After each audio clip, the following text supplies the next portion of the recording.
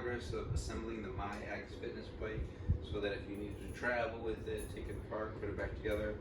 This is basically the basics that you can get it down to. We have the pedals off, but not the sprockets. Still have the flywheel on.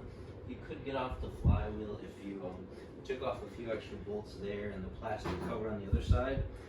But that seems like it's pretty well dialed in, so I don't want to mess with that if you can get away with it for transport. So next thing we have to do is just put on these cross members. Right now it's pretty topsy-turvy because it's just hanging on by the brackets there. So that's just 2 bolts on each side. We have a 5/8 driver for this. So we'll just go ahead and pick this up. And it's got standoffs for each of those, so not super hard to get in there. And I can see the bolt holes down here as I'm doing this. Now these bolts don't show any signs of like blue Loctite or anything on it, so shouldn't be an issue. Shouldn't need Loctite, but if this stuff loosens up on you, that's a good idea.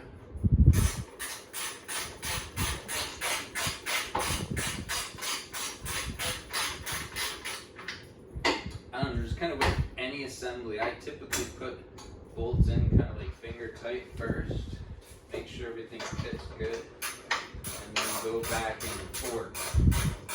Now I don't have a torque wrench for this today, but since we've been doing a lot of working out, my arm is somewhat calibrated. So I'm going to say about 20 pounds per square inch. Just even that out. So now it's going to stand a lot more firm, obviously, because you've got that cross member. We need to do the same thing for the front, and the front's a little bit more complicated because we've got some wires going down. But one thing I want to say is while you're doing this, this is how you adjust the height of the bike, you know, if you're on an unlevel floor.